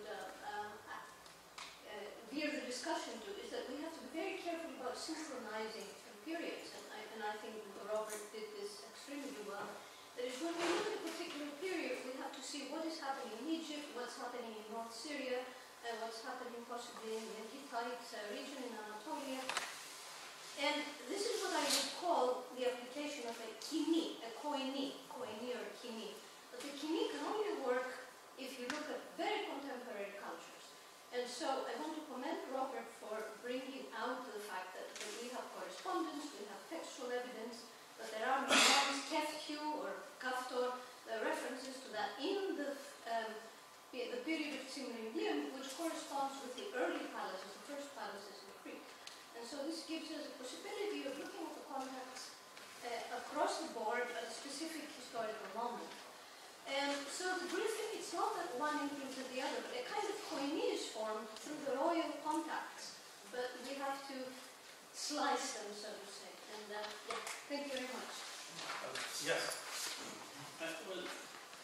I think that it would be easy for everybody to recognize griffin anywhere. But I don't know whether they could recognize the content and the meaning which in each different area is used. So this is very important that always in the history of culture, symbols travels much more far away than their content, the meaning. Yes, symbols. No, the meanings are the same. This is what I tried to say. That's the problem. They are. I mean, if you look at North Syrian seals, and if you look at Minoan early kind of seals, the content is the same. But they associate with the tree, with the king. The content of the scene, not the content of the meaning. That's a different thing. The context of the scene gives you the semantic frame through which you can the semiotics might be formed. No, the semantic context of the scene, the vocabulary, the syntax. We don't know what it means in North Syria. I'm not talking about Mari, but the seals from North North Syria, when they just repeat over and over and over these rows of Ukrainia, griffins. Have you read Tessier's book? Sorry? Have you read Tessier's book? Tessier's book. No, I know what you mean. So she has tried. Yeah, she's tried. I think there's several points here. One is that would Egyptians recognize Egyptian griffins? Because Egyptian griffins change rapidly through time. That's the first thing. And the second thing is it's all about context, of course, of how you use the image. And for, well, at least from the Middle Kingdom, the Egyptian griffin is part of a hunt scene, but it's also part of the distant area of hunting. So it's at the top, which means it's far away from what you know in your immediate surroundings. It's the area of chaos, if you like. So you have it with lots of different animals which are involved in hunting, though it doesn't necessarily itself hunt. Now, when you get to Tel el-Daba, for example, later on, there's griffin which Clary reconstructed, the large one. This is much later, of course, but as a single large griffin, and which then Martin Vitak duplicated in his reconstruction to suggest that it may have been the other side of a throne. Well, I think it's a very good idea that it was a part of the throne room. One should remember, however, that there are lots of other large-scale animals from the dumps at Tel el-Daba, including a large leopard, about that big, large leopard rosettes, and also large bulls. So actually, it's quite possible that the large griffin, in the same way as the small griffin, is part of a hunt scene, which would be comprehensible then to an Egyptian audience, I think. And one of the things that has always struck me about Tel el-Daba is that it's all about deception, you know. You have images which appear to be Minoan, appear to be Aegean, but there is nothing in the images, so either in the animals or in the plants, that could not be understood in the place where it's being represented. There are no crocuses, there are no lilies, and I think that's very significant. But there is a significant change from the time of Tel el-Daba on, or Ahmoza, wherever you put the two of them, in that the griffin changes from an animal of the hunt in the desert to an animal of war. Yes. So they're still an offensive beast, but it definitely takes on a new characteristic, which will then run all the way through the Egyptian notion. Absolutely. One last. Yeah, I just wanted to add something to the discussion and picking up where Elizabeth left it. But yeah, I will pick up. No, I just wanted to pick up where Elizabeth left the discussion and bring in the Mycenaean elements in discussion griffins, where I think they have a much more interesting life. They have babies, they're carried by individuals, they're more aggressive, they're putting chariots on the areas, on the other sarcophagus. I think this is really interesting, that the fact that in the Mycenaean culture they seem to be having a more active role. And I think it's fair to suggest that maybe they're involved in some kind of mythological episodes or something. Because they're really active, they're there and they're doing stuff. I think more involved than in the Minoan iconography, more, in their place. That's all. Bring some Mycenaean discussion. Perfect. It's nice to see that the griffin's got a good job. With that, we'll take a break.